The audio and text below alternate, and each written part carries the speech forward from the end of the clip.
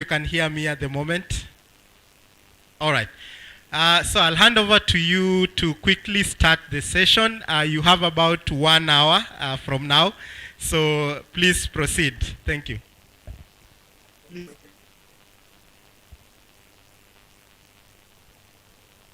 Cool stuff. Can you still hear me, Alan? I see the connection was a bit spotty there. Yes, we can hear you. Perfect stuff. Okay, so I'll get this started. And good afternoon, everyone. It seems kind of the late afternoon graveyard shift, so I'm gonna hope I can keep all of you awake for the duration. The work we do is quite interesting. So in most cases, people do find what we do quite fascinating, and hopefully the tools and some of the techniques that I show you today will give you an idea of how to conduct social media or digital investigations. The tools that we use is agnostic of any kind of theme. So we use the same tools and techniques to investigate COVID disinformation. The same tools and techniques is used to investigate right-wing extremism, and it can be applied to anything else. So any other topic, if you're looking at, for example, religious extremism, you can use these same tools and techniques to conduct those investigations. So I'm going to be sharing a quick presentation that I'm going to be walking us through. This will just to help visualize it and make it a bit more interesting than looking at my face for the next hour and a half. So let's start off with this. Firstly, we're going to be doing investigating information operations, and that's me. As Alan so kindly pointed out, I'm working at the Atlantic Council's Digital Forensic Research Lab, and our work and our focus is disinformation. We look at it, we investigate it, we research it, and then we publish how we uncovered these networks as well. So for the session for today, it'll be quite an introductory session. We do go a bit more in depth but as a broad overview, we're going to be looking at just the introduction to disinfo. We'll be looking at some of the terms and definitions. We'll look at how coordinated inauthentic behavior works. And then we'll look at some of the markers that we use to identify those type of accounts. And then lastly, we'll look at a case study. It's listed Nigeria and South Africa, but I think in the interest of time, I've limited to Nigeria alone. I'll show you some of the research I've done specifically on a network targeting the NSARS movement. So as you mentioned, that's the Atlantic Council.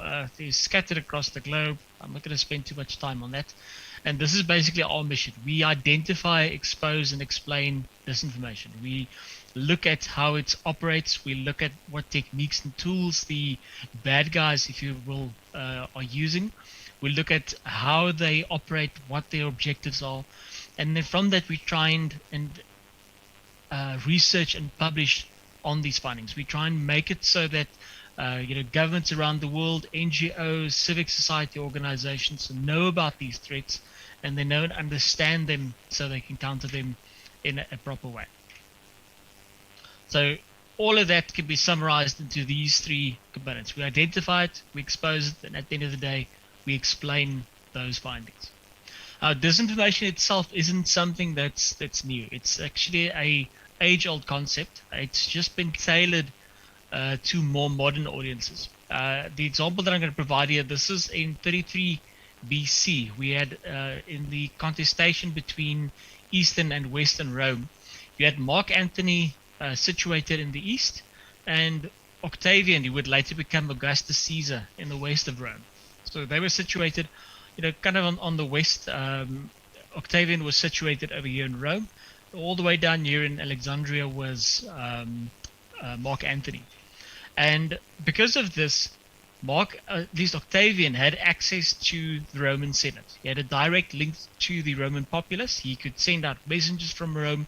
He was in charge of the communication apparatus of the time. On the flip side, Antony was based in Egypt. So he and his wife Cleopatra and their 3 kids were staying there. He didn't have the same level of access that Octavian had.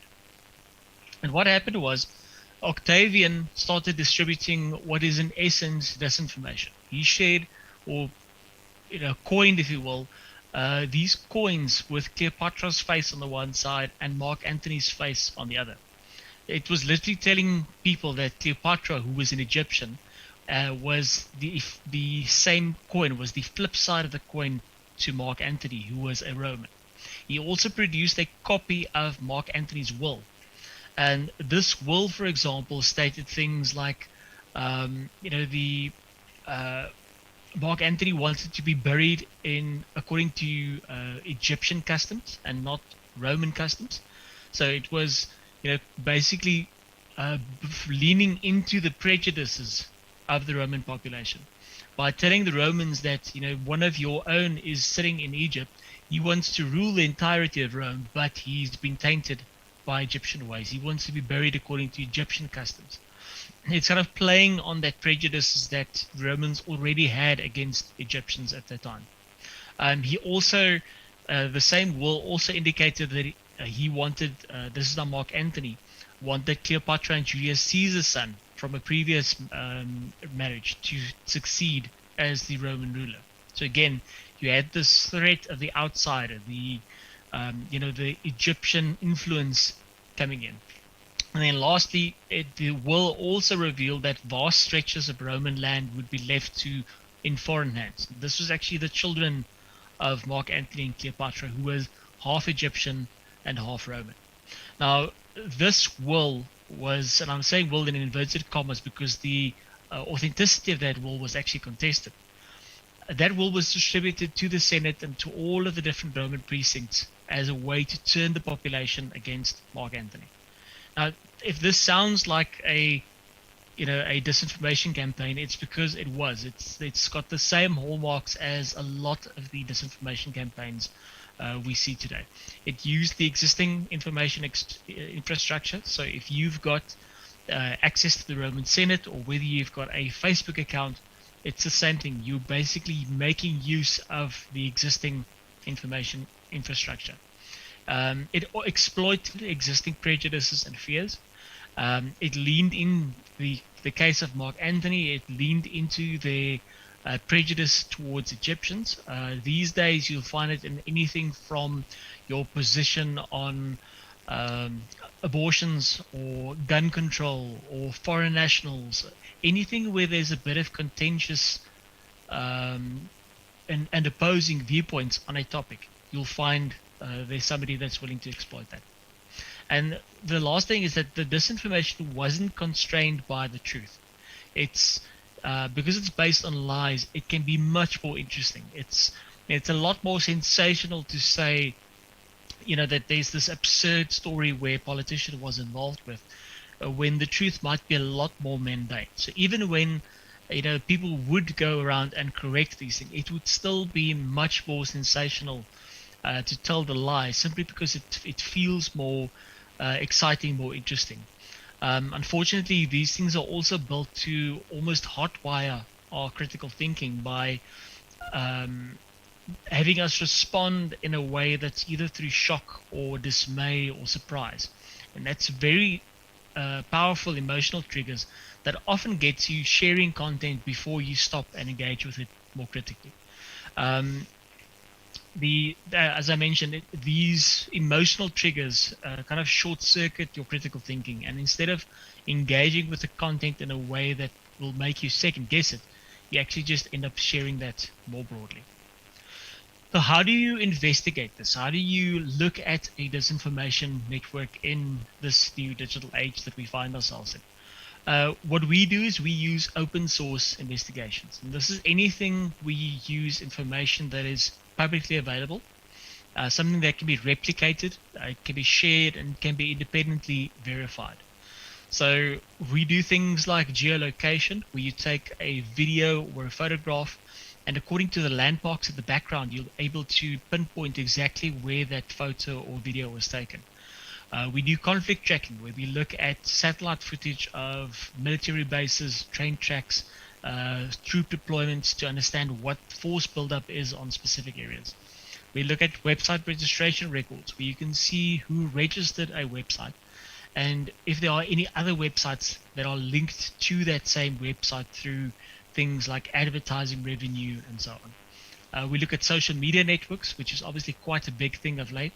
And then we also do some social network investigations where we look at how social media platforms and social media users interact and engage on those platforms. So things that we use is things like company records. If you've got a central company database, that'll be an open source record, as anyone can go out there. So your evidence is replicable. Anybody can go to the same source and verify it. We use social media where the posts are public and where the posts are available to the public. We use website source code because that's something that's also public. So all of our sources is something that is publicly accessible. It's not a anonymous source that approaches us with a tip-off, simply because we can't independently verify that in a way that someone else would be able to take our research and then follow the same steps and come to the same conclusion. The four main tenets of this is that, with the data and the evidence that we use being transparent and accessible, it actually informs and it supports the findings that we make. We also try and make sure that anyone can access the same data that we had access to and then follow the analysis along. That allows somebody else to take the same data, do their own analysis, and hopefully they'll come to the same conclusion as we had. The information isn't classified or hidden.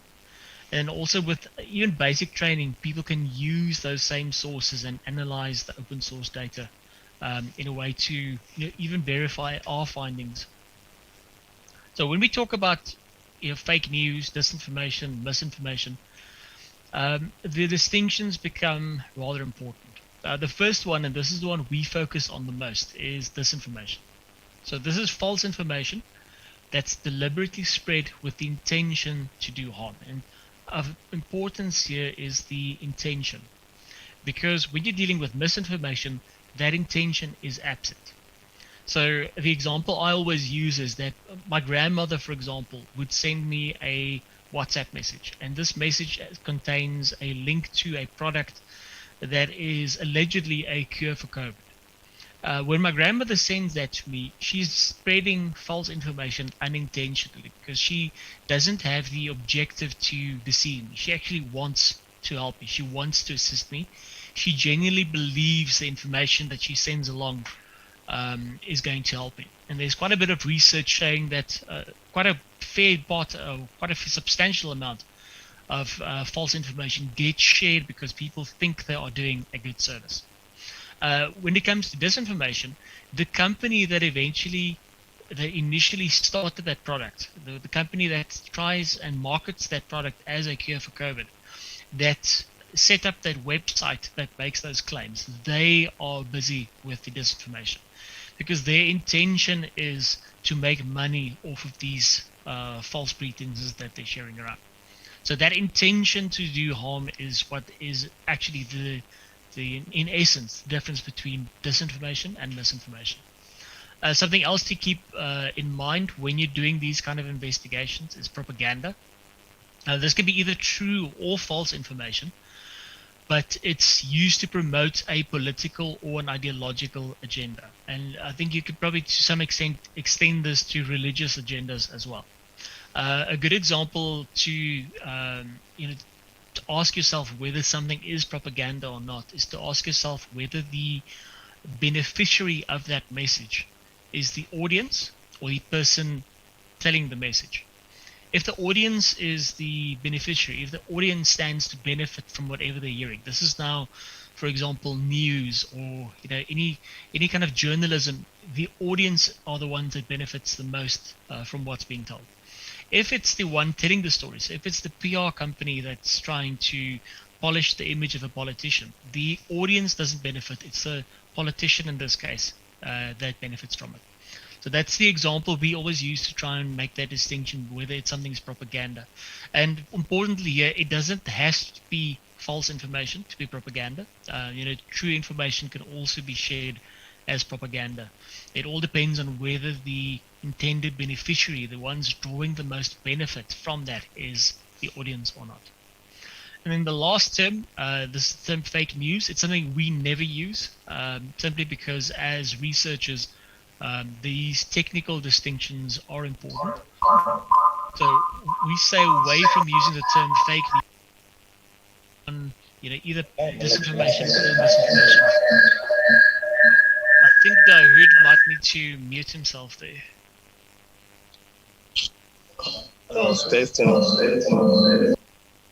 I'm getting some feed, some echoes there from the Hood.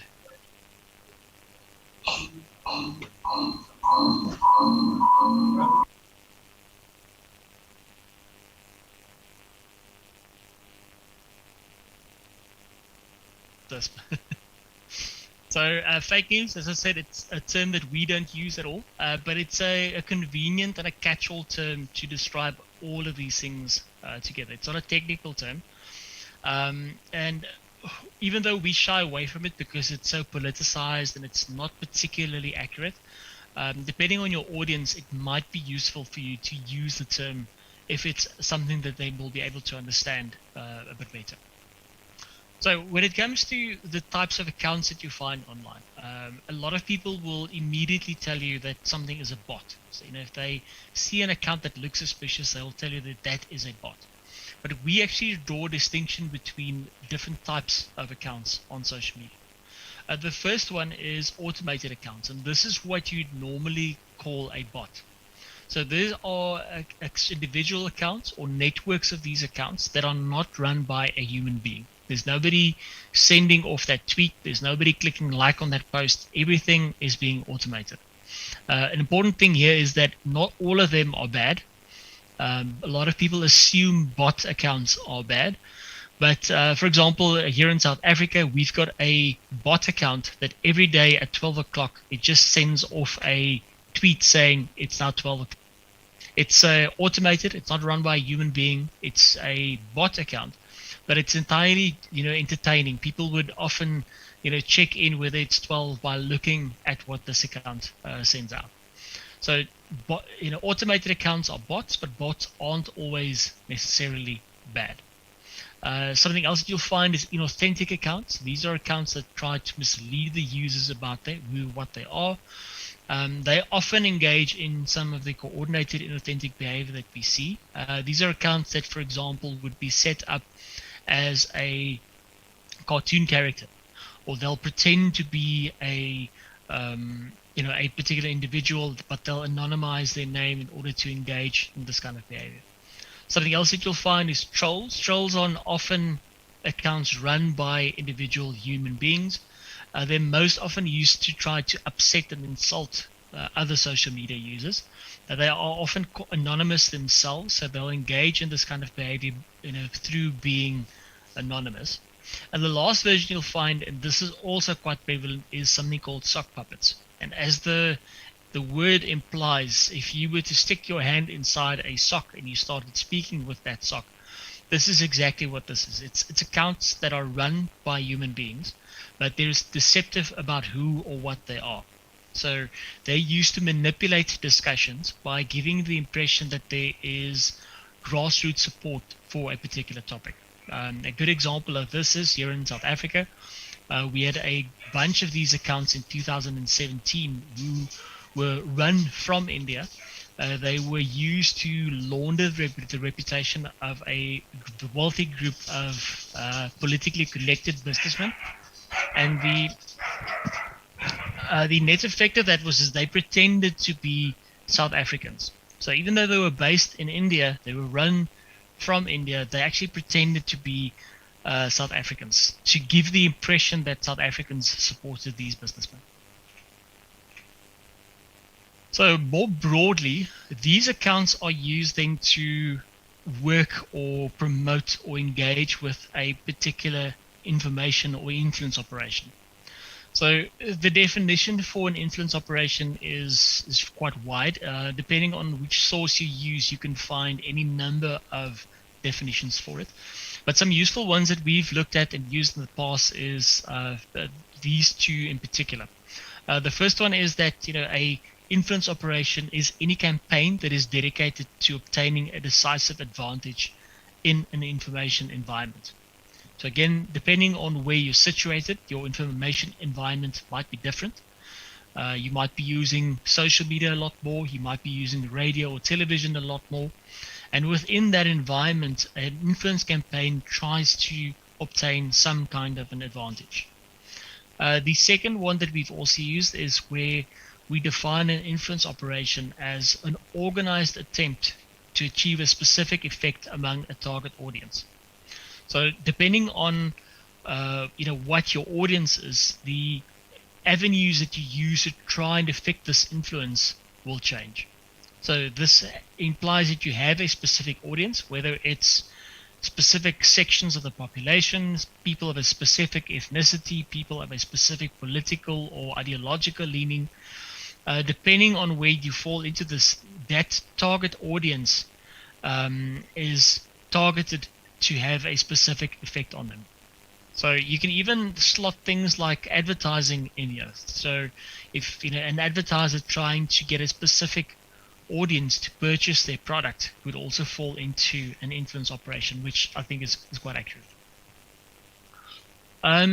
There are quite a few examples of this. I don't want to get bogged down too much in some of them, but so the earliest ones that we've seen, and that's quite publicly known, is the US elections in 2016. There was a Russian-linked troll farm called the Internet Research Agency, which waged the social media war against Hillary Clinton, but not only against Clinton. They actually played both sides of the fence on particularly contentious issues. What they, for example, did during these elections was to have pro-black organizations organize themselves around, and then they'll have pro-white right-wing organizations organize themselves on separate pages. All of this from the same Kremlin-based IRA. What they would then do is, once they've got these two Facebook groups up and running and they've got thousands of members, they'll organize marches on the same street on the same day.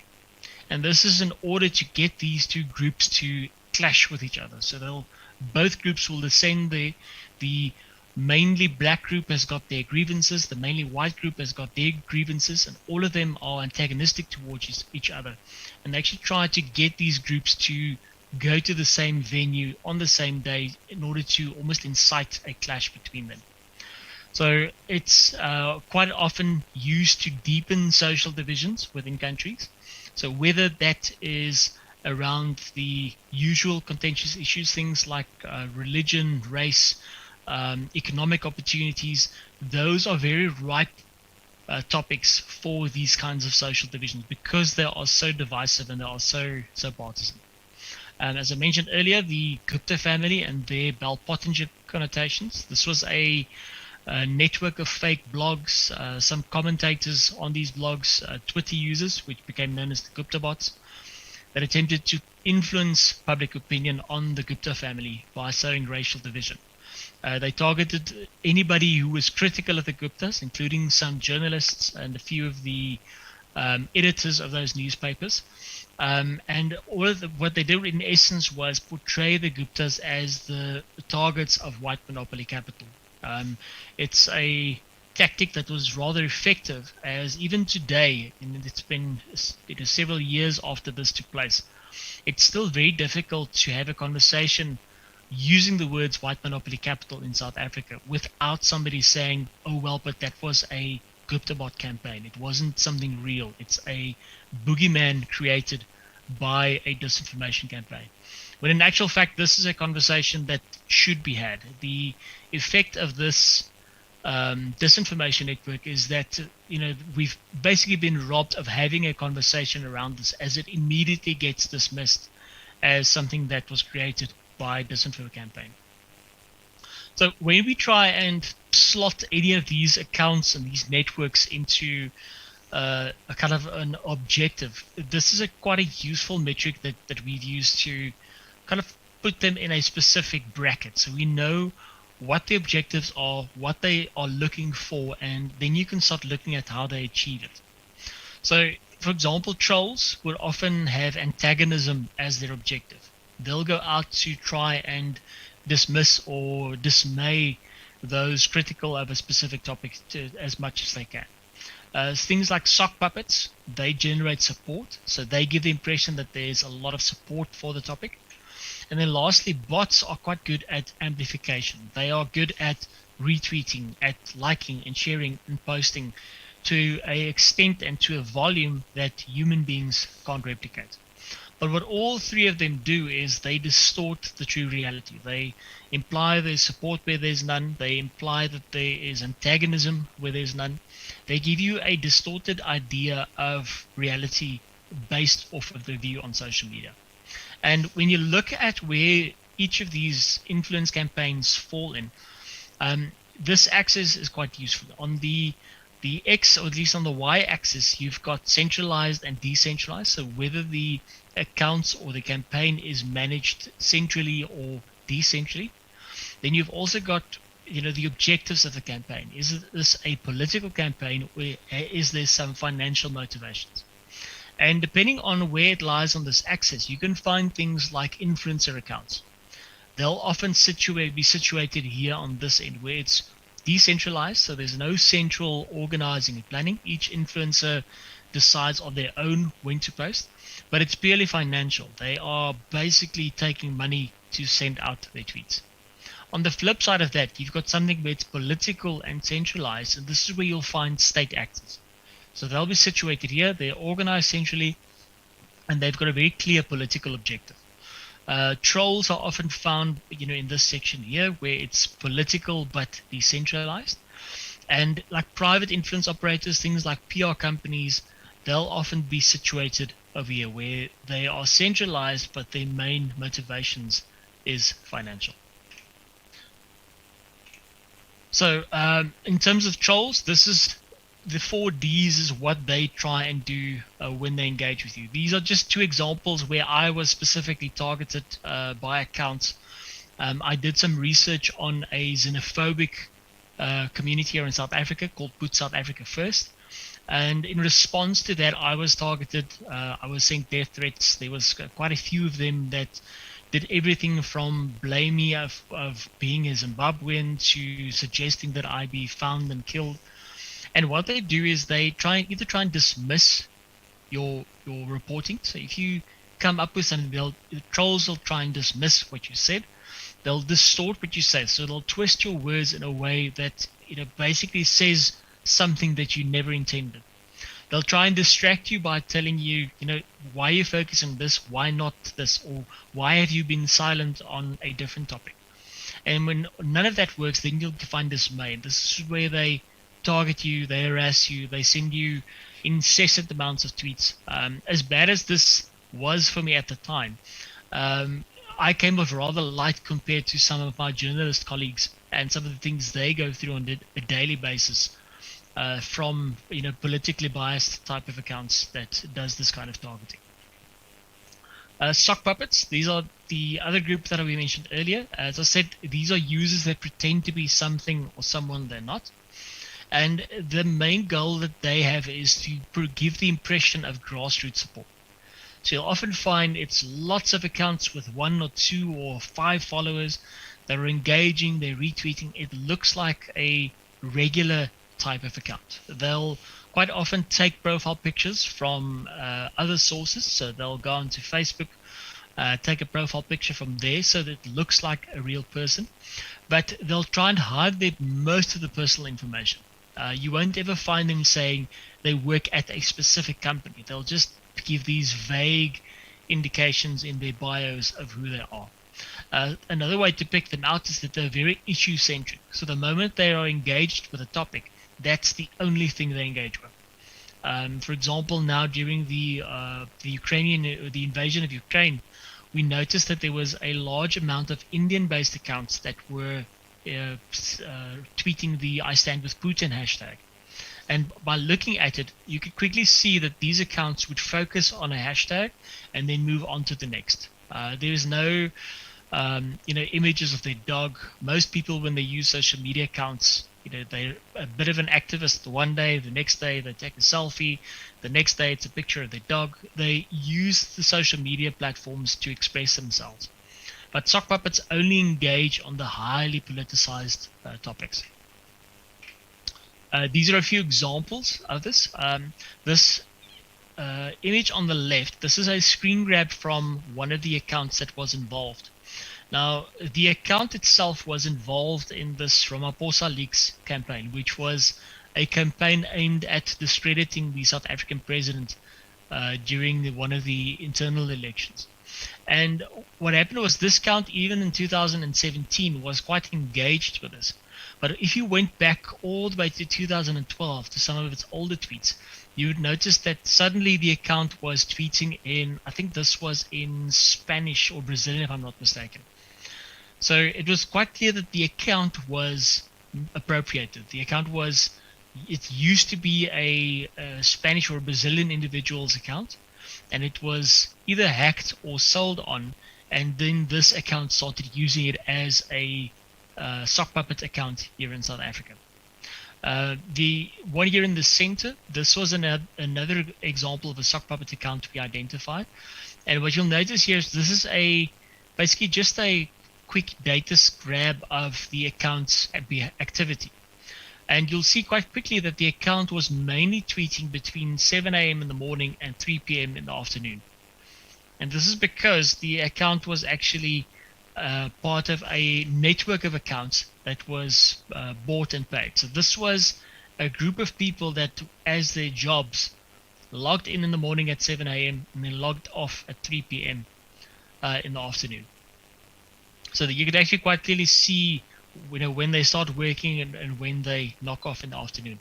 In one of the more interesting cases, we could actually see when they took lunch in the afternoon, because every day between 1 and 2 p.m. all of the tweets stopped. And this one here on the right, this is a different example where the account on the right was one of these sock puppet accounts based in India. And what they actually did was they took this lady's profile picture from a university website, used it as their profile pic, and then tweeted as if it were her. Her mother actually contacted me at the time saying that she was quite distressed. The account was engaged with this very political messaging at the time, and it was quite clearly that her daughter's image was being used to do that. So what are some of the other things that we look at? Now, these indicators are agnostic of the platform.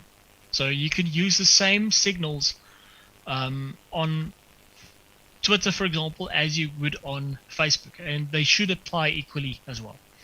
We've got quite a few. I think we've got about 12 of them that we use. And in generally, what we consider is we never use only one of them on its own.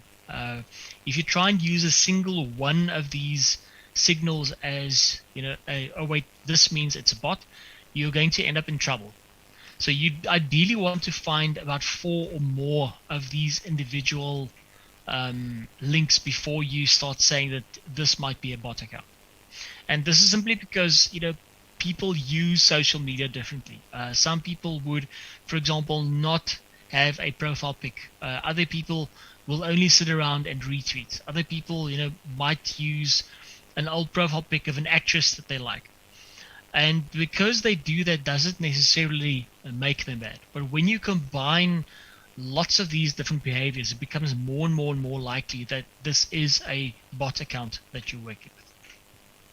So to start off with, one of the first things that we look at is excessive volume. So if an account is tweeting 24/7 hours a day, 7 days a week, there's no human being that can keep up that kind of pace. So when we reach about, I think our limit is about 280 tweets per day. Once a person goes beyond that, then we start considering that this account might be either automated or being paid to send out those tweets. We look at accounts that only retweets or shares the content. They don't engage in any content of their own. They simply sit around and retweet other users' content. And then something else that we look at when we are considering language is whether there was any copy and pasted content. So if you see 5 or 6 accounts using the exact same phrase in all of their tweets, that's a good indication that there's some coordination going on behind the scenes.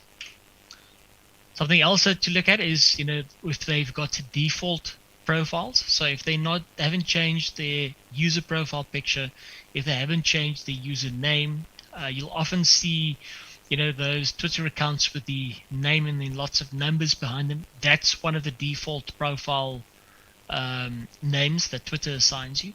And if a user hasn't gone through the effort of customizing their social media profile, you often have to wonder, why is that? Is there a legitimate reason for it, or is this simply a case of they had to create 50 different accounts, so they couldn't spend time customizing all of them? We look out for things like anonymous or hidden details. So if they are purposefully trying to hide some of the info from their profiles, that could be a flag in certain cases. And then also the use of stock or public profile images. So if it's a photograph of an individual that's easily available online, it does make a account more suspicious if they're using a profile pic like that instead of one of their own. When you look at the activity of the accounts, that's now the fourth leg that we look at, the third leg that we look at. We look at coordination and brigading. So if there is the same accounts that are engaging with the same topics over a course of several days, weeks, or even months, that would be an indication that there is coordination going on there. We have an example of that here in South Africa, where we found a network that was coordinating responses around the alcohol bans during lockdowns. By doing this, that the same core group of accounts that would migrate from one lockdown to the next and engage on the same topics in the same way using the same hashtags. We also look at things like whether there's automated and persistent posting. So if there's a tweet going out every 15 minutes, or if it's every day at 1 o'clock a tweet goes out, that is an indication that a account is automated. And then we also look at a language agnostic content. So that's now where, for example, there is a keyword and the account simply retweets the tweets coming from any language as long as it contains that particular keyword. So if you see an account that is retweeting something in French and in Brazilian and in a vernacular language and in Chinese, for example, but in all of those different tweets you see the same hashtag being used or the same phrase being used, that is often a good indication that there is some automation going on there, because the script, the bot aspect of it, can't differentiate between the different languages. It just sees the phrase being used and then automatically retweets that. So on the technology front, when you look for computer-generated content, so if a user account has a user handle that is a bunch of letters and a bunch of numbers and it looks to be completely random, there's a good chance that that username was generated using a computer. As I've said before, most users use social media platforms as a form of expression. So when you see something like this, immediately your question should be, why aren't they using a hashtag or a username that they can provide to their friends, for example? We look at things like recurring links and off-platform direct. So if there's the same website that gets shared by the same account over and over and over, that is something that we look out for and that we can use to draw links. And also we look at specific automation tools that will, for example, show you that an account is automated to an extent. Now, these images are just some of the pictures that you'll find on social media users. But on all four of them, none of these people exist. All four of them were generated by a computer. So this isn't technically even a photograph, it's just an image. It's an image of a person. And all of them were generated by an artificial intelligence. So it's a website called This Person Does Not Exist. The website uses artificial intelligence to create accounts, or at least create images of people. And it's sometimes quite tricky to spot where the issue lies with the image. For example, this first one, it's very difficult to find anything in particular in this image that will alert you to the fact that it's not a real person. The biggest telltale here is that if you look closely at the two eyes, you'll notice that the pupils aren't perfectly round. Human beings' pupils are round, but these AI images often have a pupil that is irregularly shaped. Similarly, in this image, this one's a bit easier. The first thing to spot here is that there's a reflection in the one eye, but not the other. And then also you've got these vestigial limbs, these sections of the image that doesn't quite make sense. In this case here, this is quite easy. If there's a logo, for example, on the cap, you can see the logo is distorted. And when it comes to the AI, it often generates logos that are this, it almost looks like oil on water, that kind of colorful combination. And then lastly, on this image, when it uses women's images, it's quite often useful to look at the earrings. Quite often you'll find a loop in one ear and a chandelier in the other. And you'll also find that the hair often blends in with the earrings as well. So something else that's also interesting about these AI generated images, this is some research that a colleague of mine from Mexico did, is that if you have a collection of them, if you have multiple of these pictures that you suspect might be artificially generated, their eyes and their mouths line up. So if you put them on a grid like this, all of the eyes and all of the mouths will line up in this way. And this is because the AI uses a mathematical algorithm to generate all of these faces. So none of these faces that you're looking at here are of real people. All of these are faces that were generated using artificial intelligence. And these particular ones we used in an Argentinian election campaign. So it was eventually removed by Facebook, this whole network, but all of the images that you see here are of accounts that were using those profile pics to pretend to be real Argentinians. So this is another way that you can identify them. If you've got a large data set, you've got multiple of them. This was based off of a data set of about 12 of these faces, and you combine all of them in something like Photoshop. If you start combining enough of them, you'll start seeing this almost ghost face coming out then. This is almost the blueprint that the AI used to generate these faces. So you can see the eyes are in the same place, the mouth is in the same place, and the nose is around about the same place as well. So what is this inauthentic coordinated behavior that I spoke of earlier? Where does that fit into? Now, this is a term that Facebook uses particularly, and it's particularly applicable to their own platform. But what they do is they look at, whether accounts, or as they refer to them as assets, are working in concert to mislead either people or Facebook, either about the identity, purpose, or origin that they represent. Whether they lie about the popularity of certain Facebook or Instagram assets. So if they are engaged in creating fake accounts to like their stuff. About the purpose of an audience or a community. So if they start off as a anti-vaccine, or at least as a pro-vaccination group, but eventually switch over to religious extremism, for example, or about the source and origin of their content. All of these things will be classified by Facebook as coordinated inauthentic behavior. And some of the things we use to pick up on this is, if you look at any Facebook page, you'll see this little section there. It's something called page transparency. And I would always urge people, if you're visiting a new Facebook page, do yourself a favor and go and look at this page transparency section. What you'll see there quite often is that the account it'll show you when the account was created, or that page was created. It'll show you things like when the name was changed. This is quite useful to go back through several years to see what the name changed from and what it changed to. And also quite nicely, it'll show you where the account is being administered from. So in this case, for example, you could see this page was managed from Sudan by 5 people, but then also one of the administrators was based in Russia. It's something here in South Africa, the Gupta camp was quite prevalent. Back in 2017, when this was an issue, those features weren't available on Facebook. So this Facebook page that the account was running had been mottoed by South Africans for their countrymen. But in actual fact, if you look at the page, you could see it was being administered from India.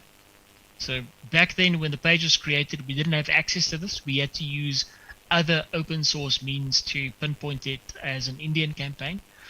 But these days, it'll be a lot easier because Facebook actually flagged it that this page itself was being administered from somebody based in India. Now, another way that you can look for at least use Facebook to do some investigation work is by using CrowdTangle's link checker. It's a free piece of software that you can download and install. I use the Chrome version, but I'm sure there is options on some of the other browser versions as well. And what this allows you to do is to see who is sharing content of a particular website. So you can go to any page, any website, you click on the CrowdTangle extension, it'll show you where on Twitter to a small extent, but most importantly on Facebook, that is being shared. So it'll show you the actual groups and pages that is sharing that website. It's an extremely useful tool. I use it almost every day in my research, so it's well worth.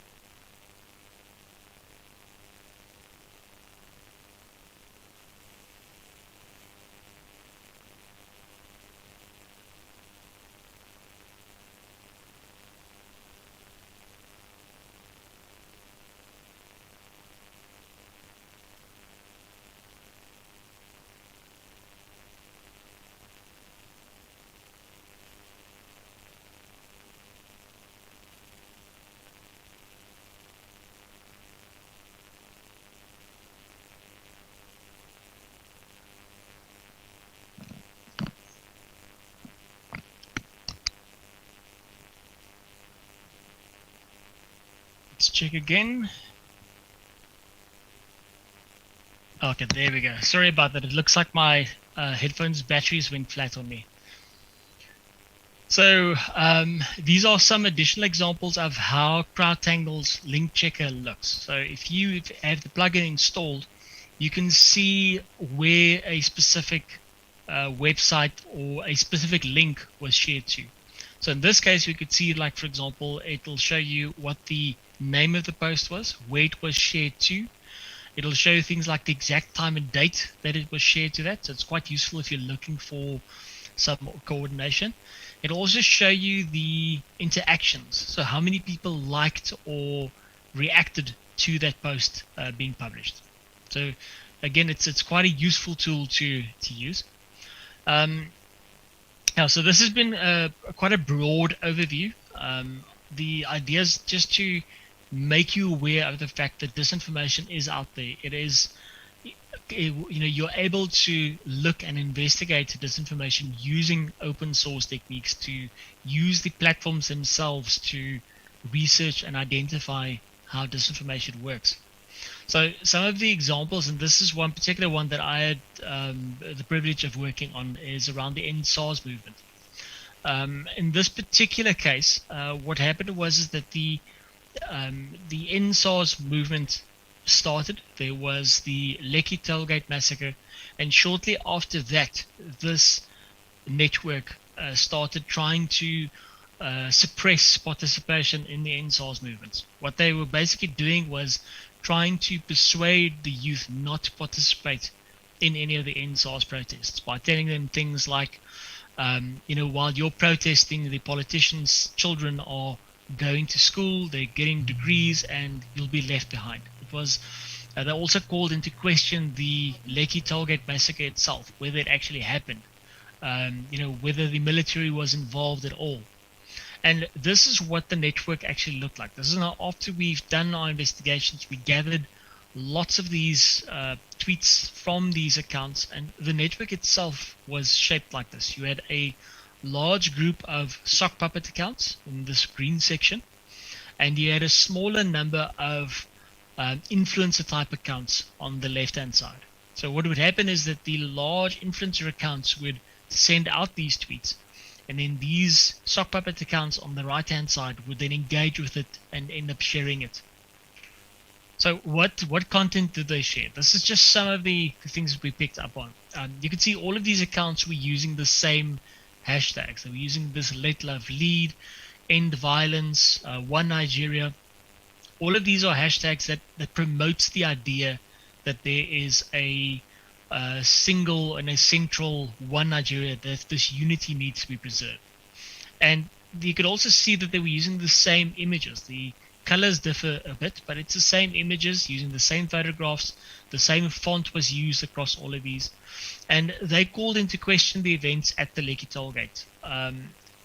some of the other campaigns that these same accounts were involved in with this was this Hope to the Sorosoke generation, where they basically urged young people not to engage in the protests. Again, they used the One Nigeria, Let Love Lead, and End Violence hashtags to get these out there. And the aim of this was to basically persuade young people not to participate in the protests, to keep them away from going to the protest in the first place. And then another thing that they also did is that they were using these same accounts to celebrate victory by the armed forces. So they were actually use the same accounts with the same kind of graphics. You can see it's the same font and the same style of graphics, and even to an extent the same colors being used to promote instances where the Nigerian military did well, where in this case where the police managed to confiscate some looted firearms. And the first section of the account was the high follower influencer accounts. So these accounts all had quite a large number of followers. They had 80,000, in this case 20,000 a year. I think the smallest was this guy here with about 21,000 followers. And a lot of them had indications that they were influencer or PR related accounts. For example, this individual in the top left, he had social media strategist indicated in his bio, as well as strategic communications, which is often used in public relations work. This individual on the bottom left indicated that they were a digital marketer, and you could DM them for business. And you had this guy on the bottom right who was a digital communication expert. So all of them have got indications that they are associated with digital marketing to some extent. And what they would do is they would engage with some of these topics, some of these hashtags, get them shared out. And it was actually then these green accounts that would take them and amplify them. And we could pick this up. In this case, we took one account, so this Abubakar 629331112 account. And we looked at the account and said, well, let's go and see what was the accounts that they were retweeting the most. And all of the accounts that they were retweeting the most falls within this green cluster. So they were basically building up an echo chamber in which all of them retweet each other to get these hashtags up and trending. So you can see all of this account. The Faisal 306 account is situated here in yellow. Sadiq Tuko is situated here in pink.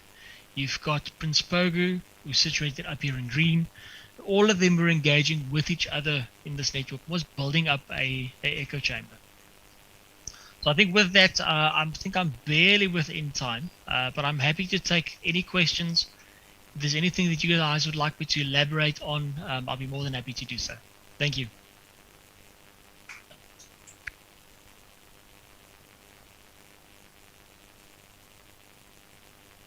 Thank you so much, John, for the presentation. I'm hoping that we have some few questions. I think we have about 5 minutes remaining, and I see we already have our next presenter online. So I don't know if there's any questions from the audience. Any questions? I know John has talked about some analysis he did on the NSAS protests. He's also given a very interesting introduction on disinformation and the type of accounts that engage on in this information. Any questions or comments?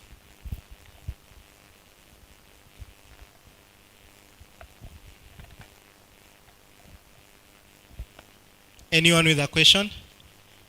Jean, it looks like you are very clear. Or yes.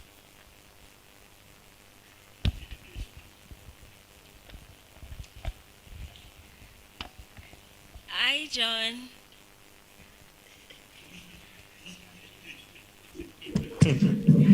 All right, well done. I just wanted to, commend your session, especially with your examples on the NSAS protest. That was a period in Nigeria where misinformation really shook us. There were a lot of informations flying here and there, and then I think bringing in these perspectives on how we can use forensics to judge false information, disinformation, and all that. I think it's quite commendable. Thank you. Thank you so much, Tolu. Any other person? Any question?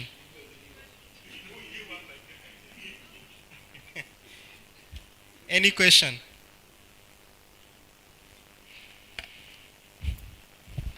All right. Thank you so much, Jean, for the presentation.